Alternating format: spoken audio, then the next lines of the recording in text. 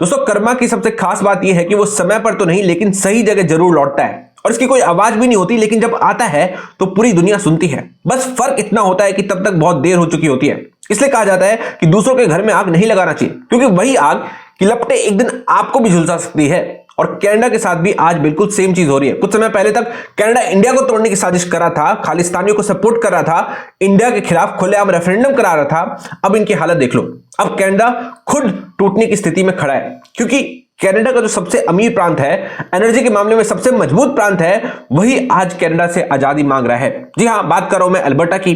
दोस्तों तेल, गैस और रिसोर्सेज जिस प्रांत से आते हैं, आज वही प्रांत कह रहा है कि वो कनाडा के साथ आगे नहीं रहना चाहता। और ये बात सिर्फ बयान तक सीमित नहीं है, अब इसके लिए रेफरेंडम की तैयारी हो रही है, लोग मोबिलाइज हो रहे हैं, सिग्नेचर्स की बात हो रही है और पूरा मामला एक फॉर्मल प्रोसेस की तरफ आगे बढ़ चढ़ा है। यानी अब ये कहना गलत नहीं होगा कि जो आग कभी बाहर लगाई जा रही थी कनाडा के द्वारा, वही आग अब अपने ही घर में उनके पहुंच चुकी है।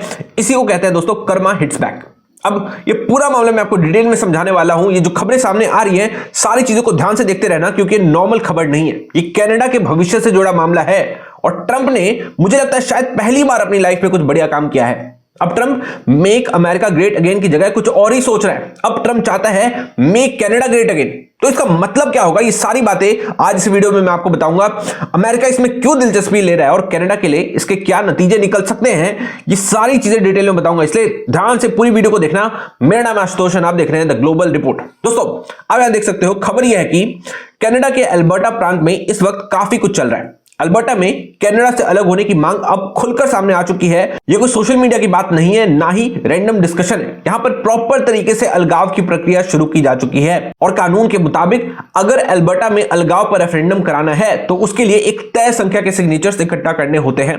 खबरों के मुताबिक लगभग 1.7 लाख से ज्यादा वैलिड सिग्नेचर्स जमा करने होंगे, तभी जाकर रेफरेंडम का रास्ता खुलेगा। और अब इस पूरी प्रक्रिया के पीछे जो ग्रुप सबसे आगे आया है उसका नाम है अल्बर्टा प्रोस्पेरिटी प्रोजेक्ट, यानी एपीपी। दोस्तों एपीपी कोई सरकारी संगठन नहीं है, लेकिन यह एक ऑर्गेनाइज्ड सेपरेटिस्ट ग्रुप है। इस ग्रुप के लीडर्स का कहना साफ है कि अल्बर्टा को कनाडा से अलग होना चाहिए। इनका तर्क यह है कि अल्बर्टा के पास तेल है, गैस है, रिसोर्सेज है, पैसा है, लेकिन फैसले कौन लेता है? फैसले ओटावा लेता है। सही बात भी है, रिसोर्सेज सारे अल्बर्टा के हैं, उसके बाद भी अल्बर्टा के लोगों को इन्फ्लेशन झेलना पड़ रहा है। ऐसे देश का पार्ट होकर अल्बर्टा को क्या फायदा? कुछ भी नहीं है। मैं सपोर्ट कर रहा हूं अल्बर्टा के लोगों को, उनको अपने लिए आवाज उठानी चाहिए और वो उठा भी रहे हैं और उन्हें बिल्कुल भी आजादी लेने का पूरा हक है। खैर दोस्तों, खबर यह भी है कि एपीपी के लीडर्स अब तक 3 बार वाशिंगटन जा चुके हैं और वहां कहा जा रहा है कि ये लोग यूएस स्टेट डिपार्टमेंट के ऑफिशियल से मिले।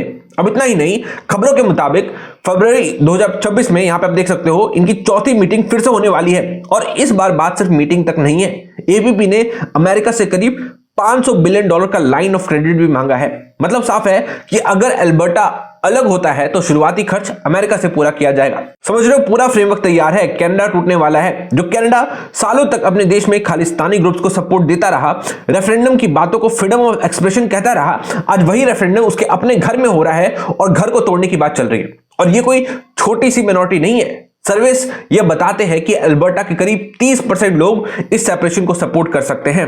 अब आप खुद सोचिए, अगर अल्बर्टा कनाडा से अलग हो जाता है दोस्तों, तो कनाडा के पास बचेगा ही क्या? क्योंकि कनाडा के 90% प्रूवन ऑयल रिजर्व्स अल्बर्टा में ही हैं और 80% के आसपास ऑयल प्रोडक्शन यहीं से होता है। यानी एनर्जी के मामले में अल्बर्टा निकल गया तो कनाडा की ताकत सीधे कमजोर हो जाएगी। इसी वजह से कनाडा के दूसरे प्रांतों में घबराहट साफ है।